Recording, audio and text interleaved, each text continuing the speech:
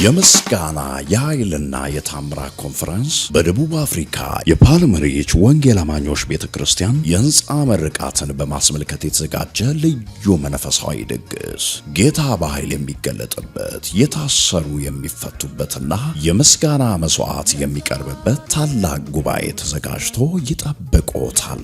ከኤፕሪል 2 እስከ 5 ጌታ በክብር ይገለጣል፣ እኛም እናከብረዋለን።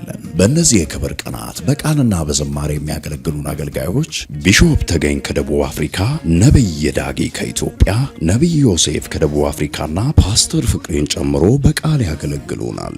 በዝማሬ ዘማሪት ሙሉነሽ ዮሐንስ ከኢትዮጵያ፣ ዘማሪ ሕዝቅኤልና የቤተ ክርስቲያኒቱ ዘማሪያን ያገለግሉናል። የህንጻ ስራ ግንባታው አልቆ እንግዲህ ወደ ማገባደድ ላይ ደርሰናል።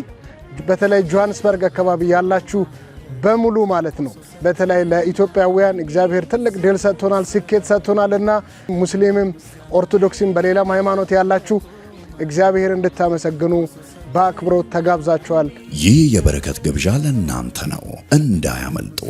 በፓልመሪች ወንጌል አማኞች ቤተክርስቲያን ላይ ለረጅም ጊዜ እየጸለን በእግዚአብሔር ፊት ላይ ያኖረን ያለነውን አድራሽ ምረቃን አስመልክተን የበረከቱ ተካፋዮች እንድትሆኑ ዘንድ ጥሪውን ለማስተላለፍ ነው። እግዚአብሔር የረዳውን ልናመሰግን ቀጠሮ ይዘናል። መንፈሳዊ ድግስ እንድትጋበዙ በትህትና እንጠይቃለን። እግዚአብሔር በዛ ቀን ላይ ክብሩን እንዲያመጣ ጸጋን እንዲያበዛ ሁሉም ሰው ባለበት ቦታ እንዲጸልይ እናሳስባለን። በስፍራው ተገኝተው የጌታን ክብር አብረውን ይካፈሉ። አድራሻ ፓልመሪች ወንጌል አማኞች ቤተክርስቲያን ሳውዝ አፍሪካ። ኑ አብረን ጌታን እናመስግን።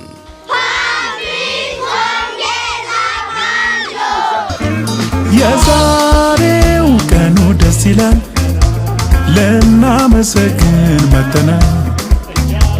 ከጠላት እጅ አዳነን ቸሩ ጌታችን ይመስገን፣ ቸሩ ጌታችን ይመስገን፣ ቸሩ ጌታችን ይመስገን፣ ደጉ ጌታችን ይመስገን፣ ደጉ ጌታችን ይመስገን።